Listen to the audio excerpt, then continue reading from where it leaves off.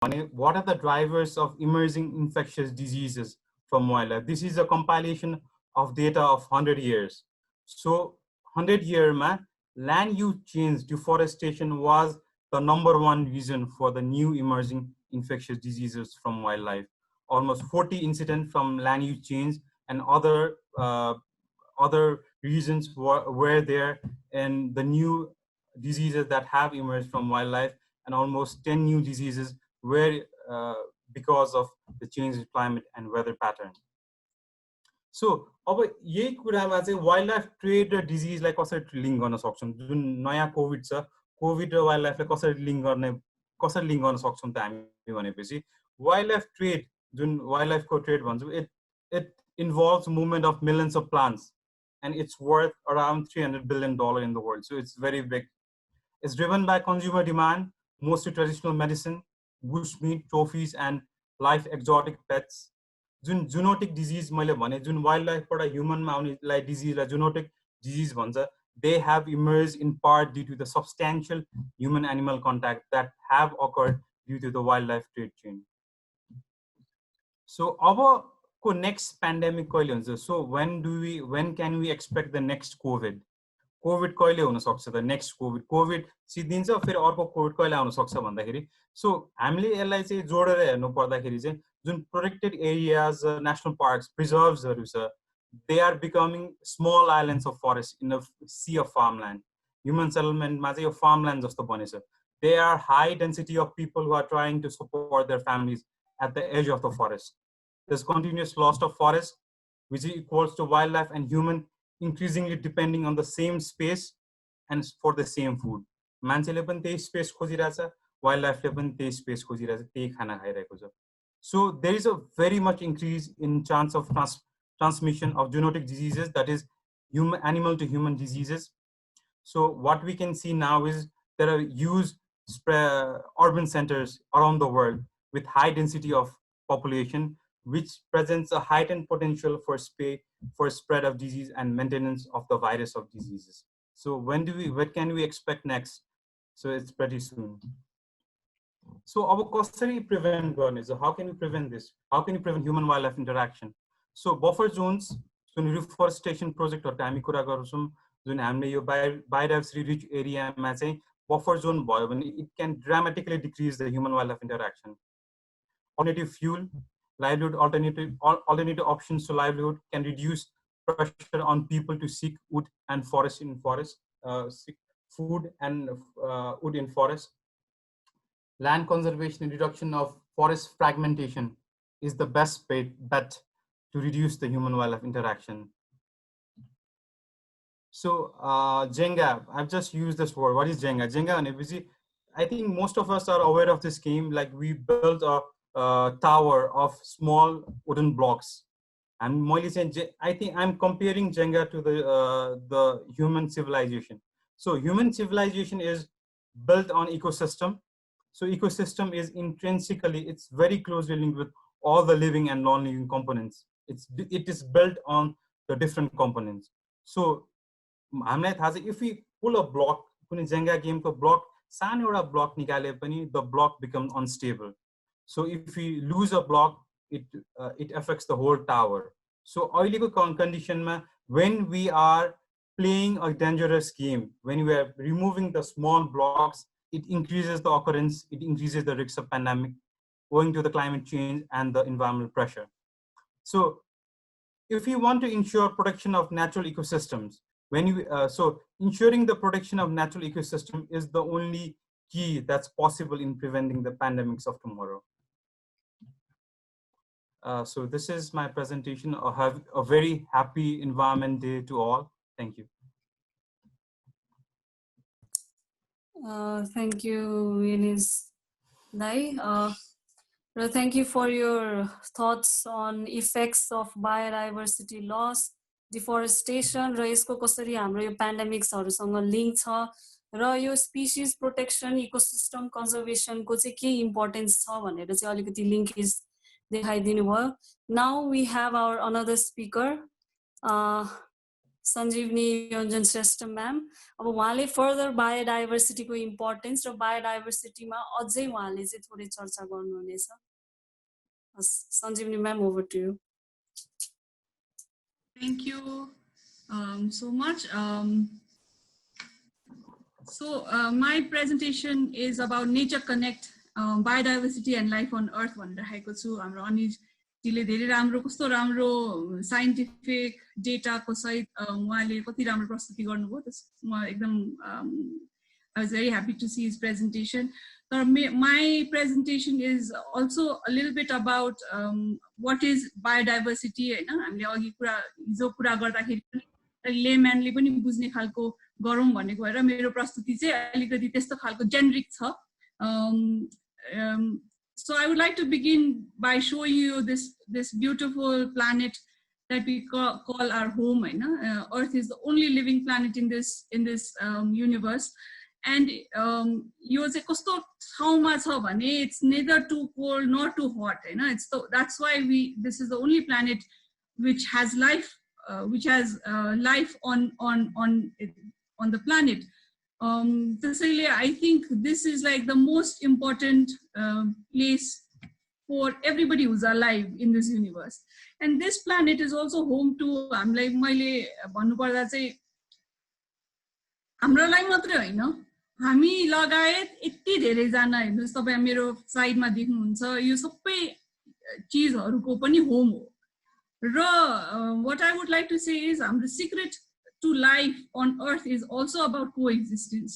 हैन हाम्रो जीवनको रहस्य नै यो हाम्रो सह अस्तित्व के मेरो अस्तित्व चाहिँ बर्डसँग गाँसिएको छ अथवा कुनै के भन्छ किरासँग पनि गाँसिएको हुन्छ माछाहरुसँग गाँसिएको हुन्छ र अघि उहाँले कति धेरै के भन्छ कोरोना भाइरस एउटा बाटको भित्र कति धेरै कोरोना भाइरसहरु पनि लिभ गर्न सक्छ अब इम्युन सिस्टमको कुरा गर्नुभयो तर there are already like more than 500 virus that was like identified which pre-existed before we even knew some of them.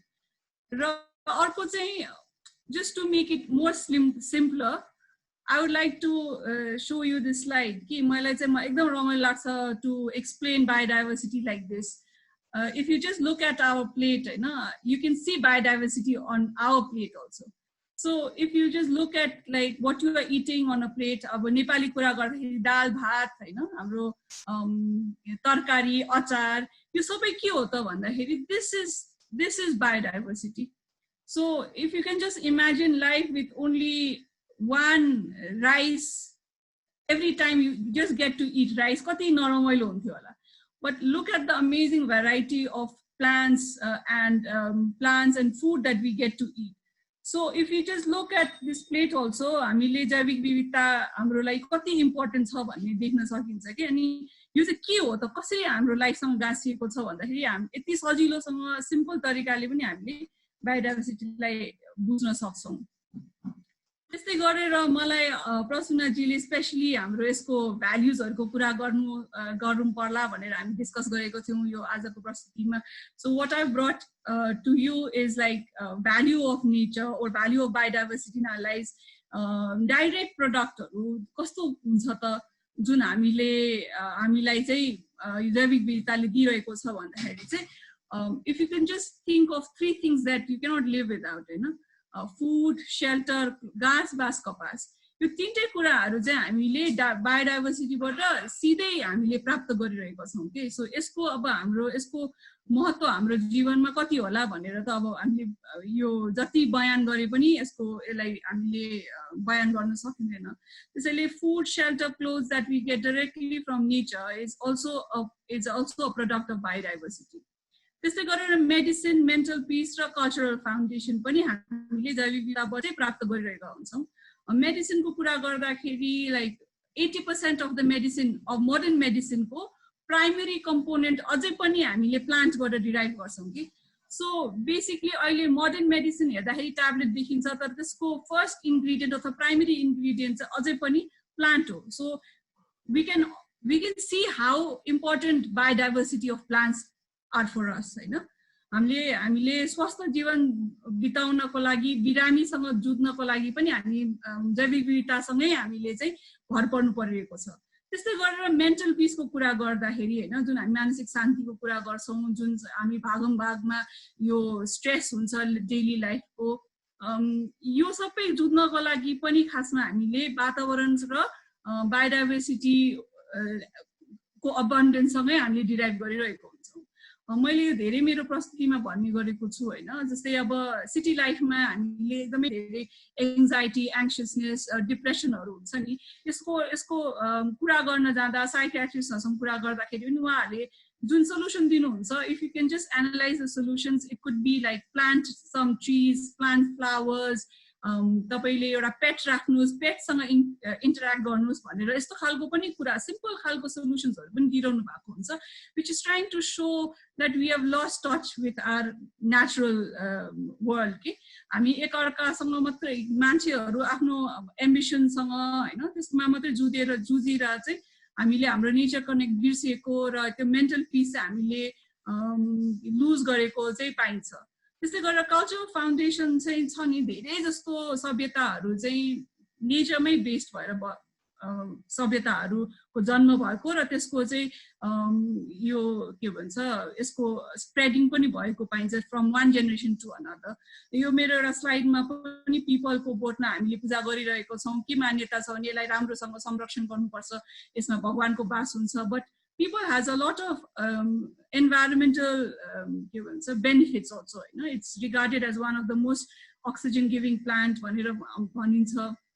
So basically, कति कुराहरु हामीले चाहिँ साइन्टिफिक कुराहरु वैज्ञानिक किसिमले हामीले भन्यौं भने बिर्सिन्छ, तर यदि हामीले यसलाई हाम्रो कल्चरसँग गाँसेर हाम्रो बिहेभियरमा उतार्यौं भने चाहिँ नबिर्सिने भएको भएर पनि हाम्रो फोर फादर्सले चाहिँ कल्चरल फाउन्डेसनमा धेरै यस्ता कुराहरु राखिदिएको पाइन्छ कि जसले चाहिँ हाम्रो के भन्छ आफ्नै सर्भाइभललाई यसले हाम्रो सर्भाइभललाई यसले कन्टिन्युअस इन्स्योर गरेको पाइन्छ। So these are basically direct products that we get from biodiversity and nature. र अर्को चाहिँ म के भन्न चाहन्छु भने biodiversity चाहिँ यो ह्युम्यानिटी को होल हाम्रो ह्युम्यानिटी नै is relying on biodiversity for our health and well being. So हामीलाई हाम्रो वातावरण ठीक छ, हाम्रो के भन्छ प्रकृति ठीक छ भन्यो भने, हाम्रो इकोसिस्टम ठीक छ भन्यो भने हाम्रो आफ्नो वेल बिङ पनि ठीक हुन्छ। र consciously and unconsciously everybody is actually craving for nature connect, र त्यो चाहिँ बिर्सिनु हुँदैन भन्ने चाहिँ मेरो मान्यता हो। त्यस्तै गरेर अब इन्डाइरेक्ट कुरा गरौँ न, इन्डाइरेक्ट कुरा गर्नु भन्यो भने इन्डाइरेक्ट प्रडक्ट्सहरुको कुरा गरौँ जसलाई चाहिँ हामीले जस्तै काँसपास कपासको त पैसामा पनि गर्न सकिन्छ, तर जुन किसिमले सर्भिसहरु हामीले बायोडाइभर्सिटीबाट पाइरहेका छौं जसको चाहिँ यो लेखाजोखा गरिया छैन, त्यो पनि हामीले खासमा फ्रीमा मजाले पाइरहेका छौं कि जस्तै सर्भिसेस हामीले we think it's for free, we actually getting it from biodiversity. जस्तै हाम्रो oxygen हैन, like factories of oxygens are forests. So basically they have been producing oxygen for free for years and years, for millions of years they've been producing this oxygen for free. So हामीले imagine गरौँ न biodiversity भएन अथवा प्लान्ट्सहरु भएन भने हामीले कसरी oxygen लिने त? So this is a free service that we are getting from the ecosystem. अर्को pollination, मैले यहाँ ठ्याक्क ब्याट आयो अघि हाम्रो अनिजीले पनि भन्नुभयो ब्याटको बारेमा हैन, ब्याटले चाहिँ अब चाहिँ ह्युमनको नजिक आउनु पनि खोजिरहेको छ। ब्याट्स भएन भने के गर्दैन, सबै ब्याट्सलाई मार्दिने त, because it's a host to so many deadly viruses भनेर सोच्दाखेरि चाहिँ bats are one of the most efficient pollinators के परागसेचन भन्छौं जुन पोलिनेसन भन्छौं, त्यो पोलिनेसनले यति धेरै हामीलाई योगदान दिएको छ। जस्तै हाम्रो 1/3 of the food नै पोलिनेटर्सले गर्दाखेरि भयो, जसमा चाहिँ बर्ड, ब्याट, बीज। सो फरेस्टमा ब्याट भएन भने पोलिनेसन नै हुँदैन। सो पोलिनेसन नहुँदाखेरि कति एनिमल फ्रुटिङ हुँदैन, कति ट्रीजको कति फ्रुटिङ नहुँदाखेरि कति animals were dependent on those fruits they die out. So it creates a के भन्छ डोमिनो इफेक्ट भन्छ नि, एउटा कुरा निकाल्दाखेरि अर्को कुरा पनि खस्दै खस्दै खस्दै जाने। अघि उहाँले जेङ्गाको पनि देखाउनुभयो।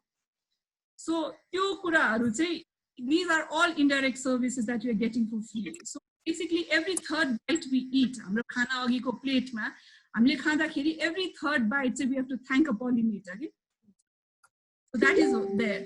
अब प्राइस के कुरा गर्ने because we so hung up on money हैन मान्छेहरु अनि हामीले हिजो पनि मलाई उहाँले प्रतिनिधिले पनि भन्नुभएको थियो maybe economic कुरा गर्ने कि so the value of eco services worldwide, this is changing. Actually, this has grown bigger.